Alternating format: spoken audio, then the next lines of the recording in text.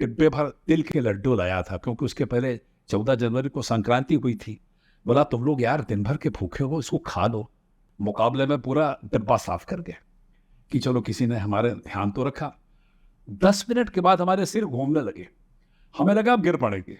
आधी रात को 2 बजे दरवाजे पर किसी ने नॉक किया, ललित ललित दरवाजा खोलो। बड़ी भारी आवाज थी, मैं पहचान नहीं सकता था। उस बेहोशी में भी ललित ने कहा, अरे भाई प्रीफेक्ट, दरवाजा खोलो, चाचा जी आए हैं। वो मुझे प्रीफेक्ट कहता था, मैं उसे प्रेसिडेंट कहता था। मैं क्या प्रेसिडेंट, मैं दरवाजा नहीं खोल सकता, मुझे बहुत थकावट लग रही है, मैं हाथ पर हिल नहीं रहे हैं। अरे भाई प्रीफेक्ट, तेरे तो हाथ पर नहीं हिल रहे हैं, मेरी तो पूरी बॉडी उड़ रही है, छत से जाके टकराए हूं अभी अभी, पता नहीं नाक में चोट कितनी लगी, अभी मैं नीचे गिर रहा हूं, तू खोलते भाई। वो हमारे पीटीआई वो प्रभारी थे, हमको खड़े कर दिया गया लाइन में, कहा कि रन रन। शुक्ला जी ने पूछा, रवि शुक्ला ने, ये रन क्या होता है सर? बोले दौड़ो। बोले दौड़ो? बोले क्यों सर? बोले पीटी करना है, फिजिकल ट्रेनिंग करना है। तो रवि शुक्ला बोले, सर कितनी सुबह सलोनी है, सूरज अभी अभी निकला है, मौसम में कितनी खुनकी है, हवा कितनी अच्छी चल रही है, ऐसे मौसम में कोई दौड़ता है? तो बोले क्या करोगे? बोले सर हमसे कहिए, आइए चाय पीजिए, पकौड़े खाइए, थोड़ी सी गपशप मारते हैं। एक ने कहा जाके, कश्यप की चोरी किताब है, ये लोग चोर हैं, किताब उठाते हैं, बुक लिफ्टर्स हैं, इनसे किताब मत लेना। कश्यप ने कहा तो बड़े अच्छे लगते हैं बातचीत में। बोले नहीं, उसमें रबर स्टाम्प नहीं होगा, कसीबुद्दीन एंड सन्स नहीं लिखा होगा, देखो कहाँ से लाए। कश्यप ने देखा तो ठीक निकला आरोप।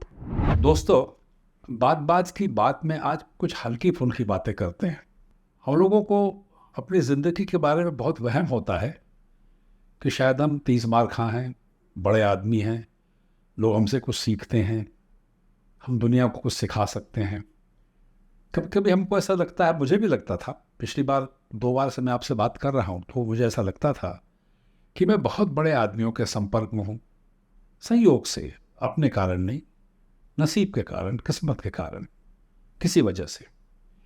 लेकिन हम तो जीते अपने लोगों के साथ हैं ना, दोस्तों के साथ, परिवार वालों के साथ, पड़ोसियों के साथ, आसपास कुछ लोगों के साथ, कभी कभी उनके साथ भी जैसे पड़ती नहीं है।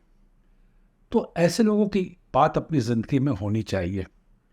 दोस्त ही तो हमारी ज़िंदगी के अंदर बहने वाला खून है, वही तो हमारे ज़हन की ताकत हैं, वही तो हमारे चरित्र को बनाते, बिगाड़ते, संवारते, दुर्राते, पुचकारते रहते हैं। मैं बहुत नसीब वाला था, सच कहूँ आपसे। बहुत लोग होते हैं, मैं अकेला नहीं हूँ, मेरे बहुत दोस्त थे। अपनी कॉलेज की ज़िंदगी में मैं इतने दोस्तों के साथ दोस्त था कि मुझे अपनी संख्या भी अब ठीक से याद नहीं है। लेकिन दुख इस बात का है कि मैं बूढ़ा हो गया हूँ, उम्र के लिहाज से महसूस नहीं कर रहा हूँ। लेकिन अब लोग कहते हैं यार तू 83 बरस से ज़्यादा हो गया। तो रायपुर में अपने दोस्त जब मैं ढूंढने निकलता हूँ तो मेरे दोस्त मिलते तो हैं, लेकिन दोस्तों, मेरे दोस्त केवल यादों में मिलते हैं, हकीकत में नहीं मिलते। तो आज उनकी याद करता हूँ। आज कोई गंभीर बात नहीं कर पाऊंगा, लेकिन अपने दोस्तों की हंसी मजाक की हल्की फुल्की बातें करना भी तो जिंदगी के एक तरह से गंभीर फलसफा से कम नहीं होता। जो दोस्तों की याद नहीं करता उसकी जिंदगी का क्या अर्थ है? दोस्ती तो हम पशुओं में, पक्षियों में देखते हैं कितनी होती है। आज मेरे कुछ 2-4 दोस्त जिनने मेरी ज़िंदगी में नमक घोला, मेरी ज़िंदगी को इस लायक बनाया कि वो जीने लायक बन गई थी, उनके साथ रहना अच्छा लगता था। और उनके जाने के बाद जो दर्द मन में है वो सहते नहीं बन रहा है।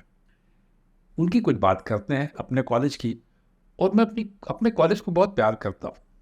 साइंस कॉलेज मेरी माँ है, मेरा पिता है, मेरा सब कुछ है। उसने मुझे बनाया, उसने मुझे इंसान बनाया, उसके कारण ही तो मैं आपसे बात कर पा रहा हूँ।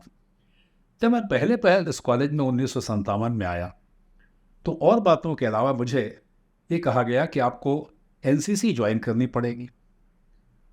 एनसीसी क्यों ज्वाइन करनी पड़ेगी? क्योंकि आपको सेहत के लिए कुछ कुछ करना पड़ेगा। नहीं आप ज्वाइन करेंगे तो आपको एसीसी ज्वाइन करने पड़ेगी विकल्प में, लेकिन खेल कूद और कसरत से आप बच नहीं सकते। तब मैंने पता किया कि कौन से सज्जन हैं जो एसीसी में हमको पीटी या फिजिकल ट्रेनिंग कराएंगे। एनसीसी कुछ कारणों से ज्वाइन नहीं करना था, मैं आपको बताता हूँ। तो कहा एक दत्ता बाबू हैं। तो मैं शुरू से ही कोशिश कर रहा था कि दत्ता बाबू को पटा लें, एसीसी में भी न जाएं। सुबह उठने से मुझे बहुत तकलीफ होती थी। पहले मैं सुबह जल्दी सो के उठ नहीं पाता था, और 6 बजे एसीसी में जाना माने ऐसा लगता था किसी आश्रम में आ गए हैं, गुरुकुल में आ गए हैं। हम सबसे बड़े साइंस कॉलेज में पढ़ रहे हैं और आपको 6 बजे उठा दिया जाएगा। उनसे मैं मिला तो दत्ता बाबू, तुम्हारी याद कर रहा हूँ, तुम जहाँ कहीं हो। कोई तुम्हारी याद नहीं करेगा, लेकिन मैं उन सब के अपने दोस्तों की तरफ से तुम्हारी याद कर रहा हूँ दत्ता बाबू। तुम बहुत पहले चले गए, मुझसे बड़े थे। उनसे मिला तब उन्होंने बताया कि मैं कलकत्ते का, बंगाल का रहने वाला हूँ, यहाँ नौकरी करने आया 1957 के और बहुत पहले। तो कहा कि यहाँ बॉम्बे भेल नाम की एक दुकान थी, रेस्टोरेंट था, मंथली खाना खिलाने का होटल था। आजकल उसके ऊपर गिरनार होटल बना है नीचे। तो दत्ता बाबू जब गए तो उसमें 25 रुपये महीने में थाली खाना मिलता था। उन्होंने 25 रुपये जमा किया और खाना शुरू किया दोनों टाइम। पहली बार जब बैठे सुबह तो 25 रोटी खा गए, फिर थोड़े से चावल आवल लिया। तो शाम को आए तो फिर 25 रोटी खानी और फिर थोड़ा चावल लिया। तो हर इस तरह के रेस्टोरेंट में जो हेड वेटर होता है, जो बाकी वेटर्स को देखता है और गल्ले की तरफ मालिक को देखता है, पैसे जमा करता है, उसने आके धीरे से मालिक से फुसफुसा के कहा कि इस आदमी को मत खिलाओ, ये तो एक बार में 25 रोटी खाता है और 2 बार चावल लेता है। तो मालिक ने हाथ जोड़ के कहा कि साहब आप मत खाइए, हमारे यहाँ नहीं खिला पाएंगे, ये अपने पैसे वापस ले जाइए आप। तुम कहा क्यों? बोले नहीं साहब ले जाइए, नहीं हो पाएगा। तो दत्ता बाबू ने कहा देखो मैं बंगाली हूँ, बंगाली ट्रेड यूनियन में बहुत पक्का होता है। तुमने मुझे रसीद दी है, उसमें लिखा हुआ 1 महीने खिलाना है, नहीं खिलाने की बात करोगे मैं पुलिस में जाऊँगा, रिपोर्ट करूँगा। बड़ी हुज्जत हुई। थोड़ी देर बाद मालिक ने कहा अच्छा ठीक है, आप 35 रुपये कर दीजिए तो हम खिला पाएंगे। उन्होंने 35 रुपये दे दिए।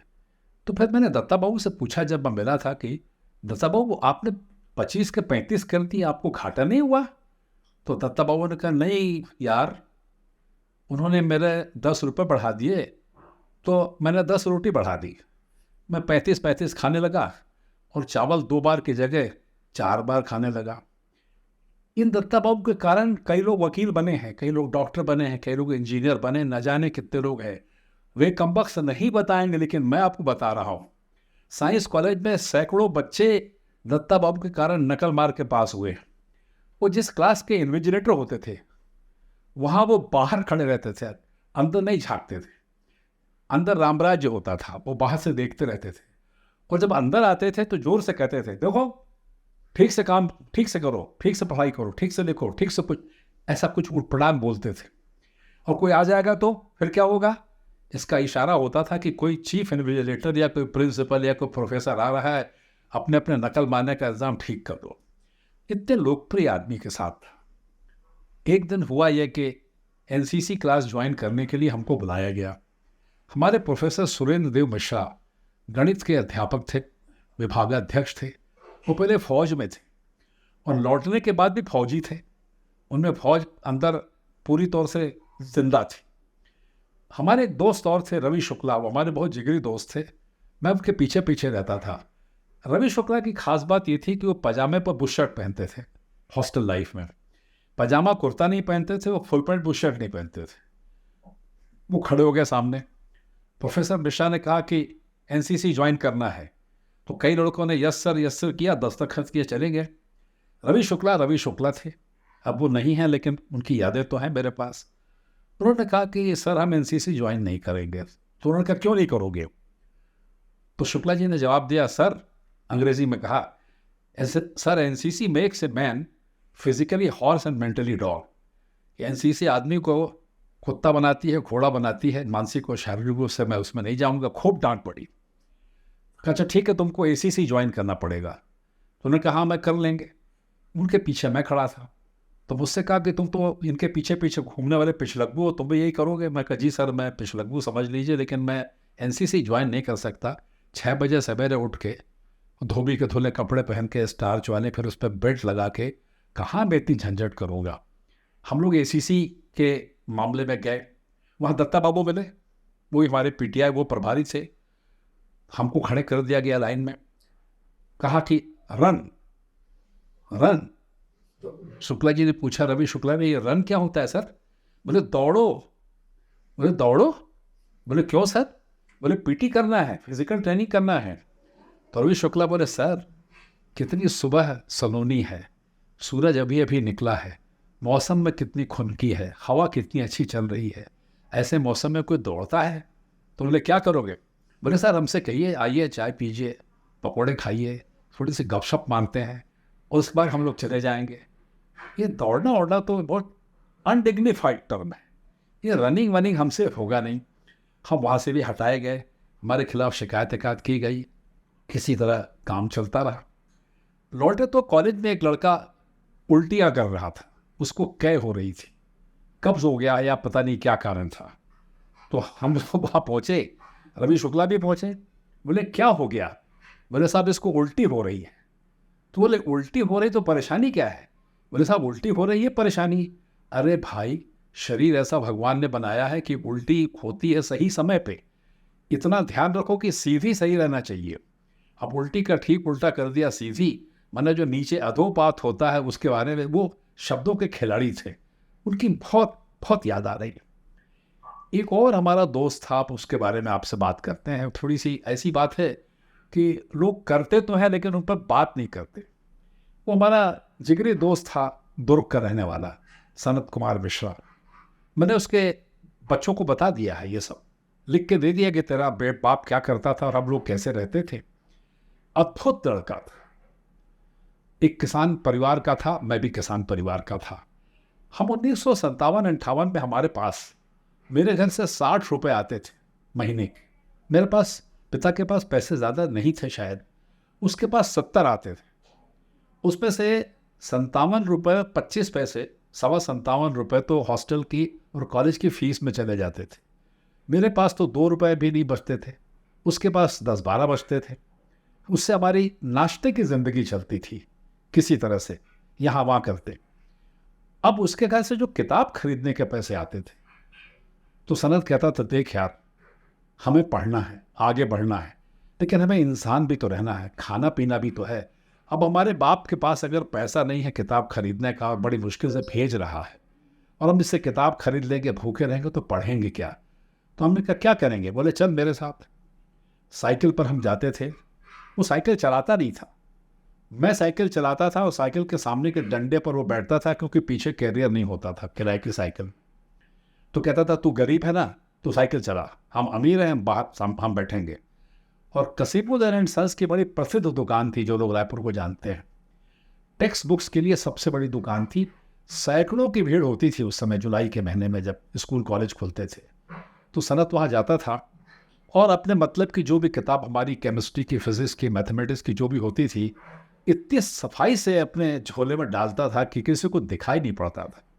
और फिर हॉस्टल में आते थे, उस किताब पर अपना नाम लिख लेते थे, मालिक बन जाते थे। और वो पैसे जो बचते थे उसके पिता के द्वारा भेजे गए, वो आलू वंडा, समोसा, भजिया से हमारे पेट के अंदर चले जाते थे। बड़े मज़े में ज़िंदगी चल रही थी। एक दिन क्या हुआ कि वो किताब जब लेने गया, मुझे अच्छी तरह से याद है, साहा एंड श्रीवास्तव के लेखक की किताब थी, 12.50 रुपये की उस ज़माने में, हीट की किताब। वो हीट की किताब 12.50 की वो उठा लाया। बाद में जब हमने सिलेबस मिला के देखा तो वो तो बीएससी की किताब थी, अब तो फर्स्ट ईयर में थे। तो बोला चलो किसी बीएससी वालों को बेच देते हैं। मुझे अच्छी तरह से याद है, मिस्टर कश्यप हमसे सीनियर स्टूडेंट थे, उनको जाके बेच दिया कि साहब ये हम लोग गलती से ले आए हैं, अब आप ले लीजिए, आप कहाँ उतनी दूर जाएंगे। वो 12.50 में से झटक लिए और 12.50 को दुरुस्त कर लिया, या सिनेमा देख लिया, कुछ किया होगा। चुगलखोर भी होते हैं कॉलेज की ज़िंदगी में। हम लोगों से चढ़ने वाले बड़े चरित्रवान लोग भी थे। एक ने कहा जाके कश्यप को कि चोरी किताब है, ये लोग चोर हैं, किताब उठाते हैं, बुक लिफ्टर्स हैं, इनसे किताब मत लेना। कश्यप ने कहा तो बड़े अच्छे लगते हैं बातचीत में। बोले नहीं, उसमें रबर स्टाम्प नहीं होगा, कसीमुद्दीन एंड सन्स नहीं लिखा होगा, देखो कहाँ से लाए। कश्यप ने देखा तो ठीक निकला आरोप। अब वो हमारे कमरे में दौड़ते आए सनत के और कहा किताब वापस करो, ये चोरी किताब है। उसने कहा नहीं, अब तो खरीद के लाए हैं। बोले नहीं, इसमें कसीमुद्दीन एंड सन्स का रबर स्टाम्प नहीं लगा है, तुम लोग चोर हो। बड़ी मुश्किल से मैंने समझाया कि ठीक है, कल आपके पैसे हम वापस कर देंगे, किताब ले लेंगे। आपको भ्रम हो गया, लेकिन कोई बात नहीं, हम आपके भ्रम की इज्जत करते हैं क्योंकि आप हमसे सीनियर हैं। अगले दिन सनत फिर गया, बहुत कोशिश की, यहाँ वहाँ भाग दौड़ करता रहा। इसी बीच में जो वहाँ पर सेल्समैन था कोई लड़का, वो इसके ऊपर नज़र रखे हुए था। ये जिधर जाए वो उधर ही जाता था। उसको मालूम हो गया था कि शायद ये चोरी करेगा। अल्टीमेटली वो किताब चोरी नहीं कर पाया, वापस आ गए। वापस आके हम कश्यप के कमरे में गए तो मैंने समझा सनत के पैसे वापस करेगा। तो जब कमरे में पहुंचे तो उसने कहा कि कश्यप साहब, आपने कहा था ना कि इसमें कसीमुद्दीन एंड सन्स का रबर स्टाम्प नहीं लगा है। वो अपने स्टाम्प पैड और रबर स्टाम्प चोरी कर लाया था, किताब नहीं मिली तो। और उसने एक के बाद एक पेज निकाल के ठप्पा मारना शुरू किया, ये ले कसीमुद्दीन एंड सन्स, ये ले कसीमुद्दीन एंड सन्स, ये ले कसीम, और कितने कसीमुद्दीन एंड सन्स चाहिए बता। बोलिए कहाँ से ले आए? बोले दुकान वाले नाम से कहा कि मिश्रा जी, कोई आप पे झूठा आरोप लगाता है, हमको बर्दाश्त नहीं, आप इतने अच्छे आदमी, हमारा रबर स्टाम्प ले जाओ और हमारा स्टाम्प पैड ले जाओ। सबका जितने जितनी किताबें लोगों को तुमने हमसे बिना रसीद के खरीदी हैं, वो सब पे जाके रबर स्टाम्प लगा के इसको वापस कर देना।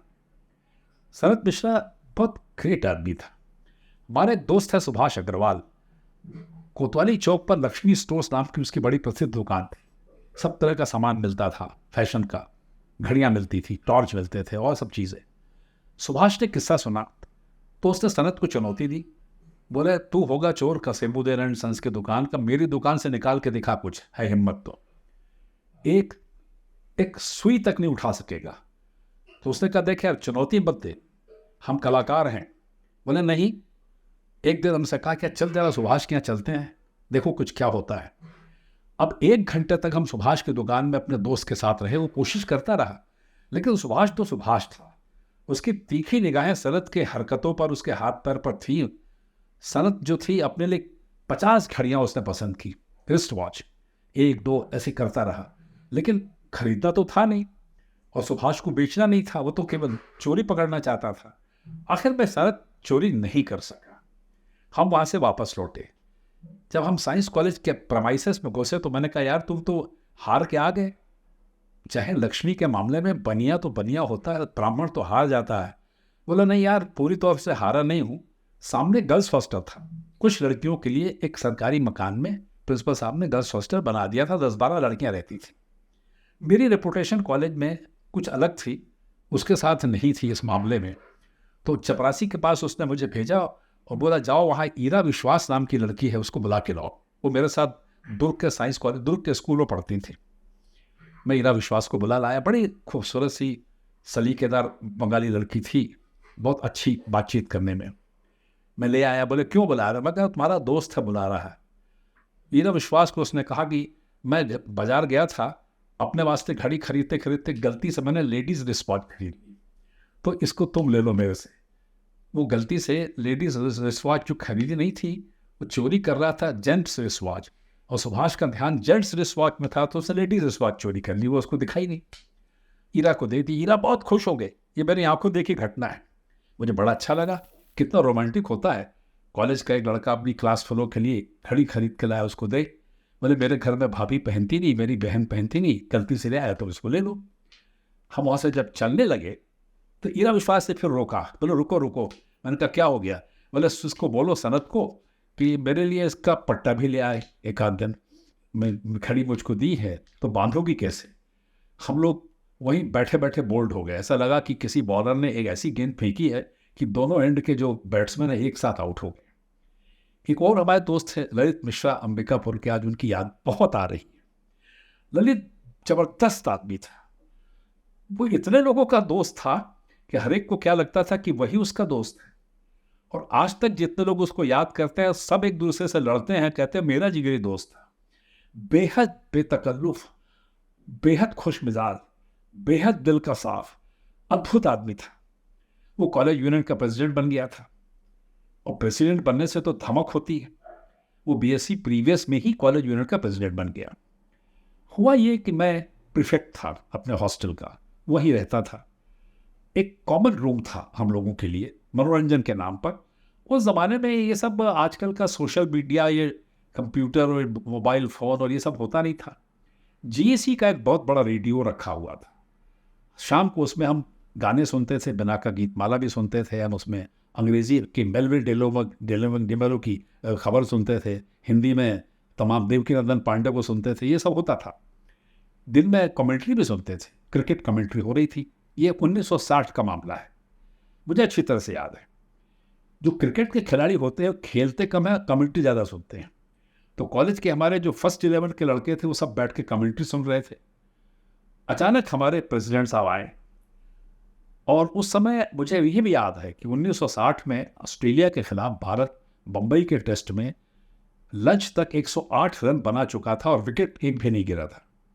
तो जैसे ही हम पहुंचे वो खत्म हो रहा था, लंच का समय होने वाला था, तो प्रेसिडेंट पूछते हैं क्या स्कोर है। हमने कहा 108 नॉट आउट इंडिया। बहुत अच्छा, बहुत अच्छा। नाटकर्नी के कितने हैं? नाटकर्नी हमारे बॉलर थे, वो आखिरी में आते थे।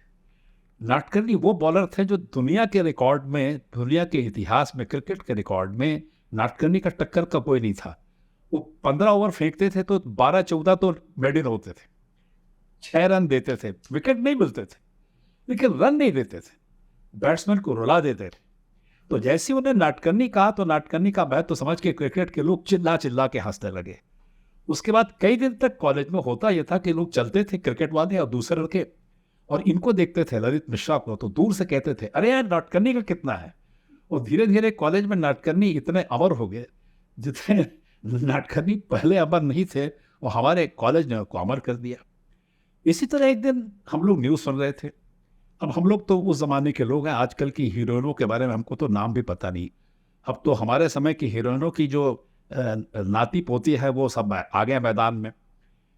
अचानक खबर आई रेडियो पर, मार्लिन मनरो ने सुसाइड कर लिया। दुनिया की सबसे महान अदाकारा हॉलीवुड की मार्लिन मनरो ने सुसाइड कर लिया। तभी प्रेसिडेंट आ गए संयोग से, और हम लोग दुख मना रहे थे, अरे यार मार्लिन मनरो कब सुसाइड नहीं होना था। अरे यार सुसाइड हो गया क्या? हाँ यार हो गया। अरे यार बड़ी बुरी बात है। इन्होंने ओवर हियर किया। प्रेसिडेंट साहब ने कहा क्या? हम लोगों ने साहब मार्लिन मनरो का सुसाइड हो गया, सुसाइड का केस है। बड़े गंभीर चेहरा बना के उन्होंने कहा किसने किया होगा उसको सुसाइड? तो कई दिन तक मार्लिन मनरो को हमने अमर कर दिया अपने कॉलेज में। जहाँ जहाँ जाते थे तो इनको देख के लड़के चिल्लाते थे अरे भैया मार्लिन मनरो को सुसाइड किसने किया, बता तो दो यार, नाम अगर मालूम है। एक दिन क्या हुआ, 26 जनवरी, मैं प्रीफेक्ट था, वो प्रेसिडेंट थे, दोनों इंपॉर्टेंट आदमी थे। 26 जनवरी को मैंने अपने हॉस्टल में बहुत बड़ा डिनर रखा गणतंत्र दिवस के अवसर पर। प्रिंसिपल साहब को बुलाया, जितने वार्डन थे उनको बुलाया, पूरे स्टूडेंट को बुलाया, और मैंने गणवेश यूनिफॉर्म तय किया कि हम सब सफ़ेद पैंट और सफ़ेद कमीज़ पहनेंगे ताकि एक यूनिफॉर्मिटी दिखे। ऐसा कॉलेज में हमारे जश्न होना चाहिए हॉस्टल में जो लोगों को याद रहे। ये समय हम लोग करते थे, इस तरह के भी काम करते थे, अभी भी होता है। सब तैयार हो गए, दिन भर मेहनत करी, पसीना बहाया, खाने पीने का प्रबंध किया, सीटिंग अरेंज किया, सफाई की, सजावट की, बिजली का प्रबंध किया, सब कुछ किया। शाम तक थक गए, हम दोनों थक गए, नेतृत्व तो हमारा था, बहुत भूखे थे। अभी भी याद है, धमतरी का मदन गोपाल जैन पता नहीं कहाँ है, अपने घर से एक डिब्बे भर तिल के लड्डू लाया था, क्योंकि उसके पहले 14 जनवरी को संक्रांति हुई थी। बोला तुम लोग यार दिन भर के भूखे हो, इसको खा लो, आगे 2 घंटा लगेगा, 3 घंटा भी लग सकता है। ब्राह्मणों के पुत्र थे हम दोनों, इतना बड़ा डब्बा था, लड्डू थे, मुकाबले में पूरा डब्बा साफ कर गए कि चलो किसी ने हमारे ध्यान तो रखा। 10 मिनट के बाद हमारे सिर घूमने लगे, हमें लगा अब गिर पड़ेंगे, उसको भी लगा गिर पड़ेंगे। अब मैं सिंगल सीटेड कमरे में था, अगर अपने कमरे में जाता तो पकड़ा जाता, मुझे कोई भी देख लेता। उसका कमरा मल्टी सीटेड था, उसके कमरे के बाकी के बच्चों को हमने हटा दिया और कहा यार हमको यहाँ सोने दो, तुम लोग किसी को भेजना नहीं तो हम पकड़े जाएंगे। हमारी तबीयत खराब हो गई अचानक से, लेट गए। कार्यक्रम शुरू हुआ, डिनर शुरू हुआ। वार्डन ने पूछा, प्रिंसिपल ने पूछा, बोले साहब उन दोनों के घर से कोई बुरी खबर आ गई। उस ज़माने में मोबाइल फ़ोन होता नहीं था, हॉस्टल में भी टेलीफोन नहीं था, वो लोग शहर गए हैं फ़ोन करने, उनको शायद आने में देर हो जाएगी। तो ठीक है, हमारा दुख और बाकी लोगों का सुख एक साथ मिल गए, कार्यक्रम खत्म हो गया, लोग खा पी के हमारे प्रोफेसर से प्रिंसिपल चले गए। अब हम वहाँ सो रहे हैं, दोनों की हालत ख़राब है, आधी बेहोशी जैसी हालत में थे दोनों, बाकी सब बच्चे अपने अपने कमरों में सो गए। आधी रात को 2 बजे दरवाजे पर किसी ने नॉक किया, ललित ललित दरवाज़ा खोलो। बड़ी भारी आवाज़ थी, मैं पहचान नहीं सकता था। उस बेहोशी में भी ललित ने कहा, अरे भाई प्रीफेक्ट, दरवाज़ा खोलो, चाचा जी आए हैं। वो मुझे प्रीफेक्ट कहता था, मैं उसे प्रेसिडेंट कहता था। मैं क्या प्रेसिडेंट, मैं दरवाज़ा नहीं खोल सकता, मुझे बहुत थकावट लग रही है, मैं हाथ पैर हिल नहीं रहे हैं। अरे भाई प्रीफेक्ट, तेरे तो हाथ पैर नहीं हिल रहे हैं, मेरी तो पूरी बॉडी उड़ रही है, छत से जाके टकराए हूँ अभी अभी, पता नहीं नाक में चोट कितनी लगी, अभी मैं नीचे गिर रहा हूँ, तू खोलते भाई। तत्काल मैं उससे कहता था, अरे भाई वही अब मेरे साथ हो रहा है, मैं ऊपर उड़ रहा हूँ अब फिर नीचे गिर रहा हूँ, मैं कैसे खोलूँ दरवाज़ा, तू खोल यार। हम दोनों 10 मिनट तक झगड़ते रहे, दरवाज़ा नहीं खोल पाए। अब वो बार बार ललित ललित करके, बड़ी भारी भरकम आवाज़ थी, ऐसा लगता था कि कोई रामायण और महाभारत कालीन योद्धा होते थे, रावण है या कुंभकर्ण है या कंस है या कोई महान योद्धा है, कोई शिशुपाल है, पता नहीं किसकी बड़ी भारी आवाज़, प्रभावशाली, वो घबराहट होती थी। आखिर में ललित से नहीं रहा गया, तो उन्होंने कहा कि हमारे चाचा जी को बता तो हमारे साथ क्या हो रहा है। तो मैंने कहा, चाचा जी हम नहीं खोल पाएंगे। बोले, बेटा क्या बात है। मैंने कहा, हमारे को किसी ने भांग खिला दी है दिल्ली के लड्डू में, और हम खा गए हैं मूर्खों की तरह, और हम आसमान में लेटे लेटे उड़ रहे हैं और नीचे गिर रहे हैं। जब मैं नीचे गिरता हूँ तो ललित ऊपर चला जाता है, जब वो नीचे गिरता है तो मैं ऊपर चला जाता हूँ, हम कैसे खोलें। हमें लगा बहुत डांट पड़ेगी, बहुत जोर से वो हंसे। ललित बहुत जोर से हंसता था, वो उसके चचा थे और जोर से हंसे। अरे बोले, बेटा पड़े रहो, तुम लोग किस्मत वाले हो, हम तो 25-30 साल से भांग खा रहे हैं, हमको कृपा भगवान शंकर की नहीं हुई। बेटा जो तुम्हारे साथ हो रहा है वो ईश्वर का आशीर्वाद है, इसी को शिव की तरंग कहते हैं। तुमको तुम्हारे जीवन में भगवान ने तरंग दी, ये हमारे साथ तो कभी हुआ नहीं, तुम लोग किस्मत के सिकंदर हो, पड़े रहो बेटा। और रात को किसी और कमरे में जाके सोए, और हम लोग शिव जी की तरंग में सवेरे इसी तरह मूर्खों की तरह पड़े रहे। सवेरे आए, फिर उनको हमने नाश्ता कराया, माफ़ी मांगी, पैर छुए, उनको सब बातें बताई, फिर भी खुश हो गए। बोले, जब कभी शिव की तरंग आए किसी से कुछ कहना नहीं, ये बहुत भाग्य की बात है। ललित भी चला गया, उसके जाने का आज तक दुख है। जब भी उसकी याद आती है ऐसा लगता गया नहीं है, आसपास कहीं होगा। इतने साल बाद भी मैं उसको भूल नहीं पाया। वो सनत चला गया। सनत के तो और कई किस्से हैं, बहुत समय लग जाएगा इसलिए आपको बताता नहीं। एक किस्सा यह है कि जब मैं 26 नंबर कमरे में था, वो 21 नंबर कमरे में था, और 11 नंबर से सिंगल सीटेड कमरे शुरू होते थे। हमने तय किया बीएससी में, जब हम एक साथ जम पढ़ते थे, कि यार कुछ दिन बाद तो हम सब बिखर जाएंगे, चलो एक एक दिन का नाश्ता एक एक आदमी कराए, सब जितने हमारे कमरे हैं 15-20, और सारा खर्चा उसी का। एक बड़े से डब्बे में, कनस्तरनुमा डब्बे में एक साइकिल पर आदमी आता था, वो नान खटाई, बिस्किट, सेव, चूड़ा, इस तरह का जितना खाने का सामान, वेफर्स वगैरह सब लाता था, और हम लोग खाते थे। तो गुस्से में खाते थे कि इसका पैसा ज़्यादा से ज़्यादा खर्च हो, तो आज इतना नाश्ता करो कि शाम को खाना नहीं खाना पड़े। एक एक लड़के को एक एक लड़का निपटा रहा था, ये दोस्ती है। 21 नंबर जब आया तो सनत मिश्रा की हालत खराब थी, पैसे नहीं थे, उसने भी सबको खिला दिया। तो मैंने कहा, सनत पैसे कहाँ से आएंगे। बोला, यार भगवान देगा।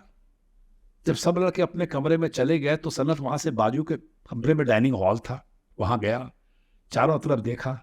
उस समय बर्तन धुल के सूखते रहे।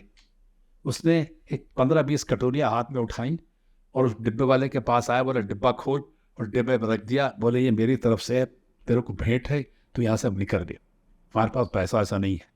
डिब्बे वाला इसलिए उसका दोस्त था कि दोनों मिलकर बीड़ी पीते थे साथ। सबको आश्चर्य हुआ, पता नहीं चला कि कैसे पेमेंट हुआ। अब 26 नंबर आखिरी मेरा था, इसके बाद कोई। अब मैं और घबराया, मेरे पास तो कुछ भी नहीं था। मैंने कहा, और मुझसे सब चिढ़ते थे कि ये सबका बहुत ज़्यादा, मैं खाता बहुत था, सबसे ज़्यादा मैं खाता था, इसमें कोई शक नहीं, इसका बहुत खाएंगे, इतना खाएंगे कि रोएगा ये बैठ के पेमेंट करने में। खाए सब चले गए धीरे धीरे, और वो बेचारा सिर पकड़ के बैठा रहा कि पेमेंट कब मिलेगा।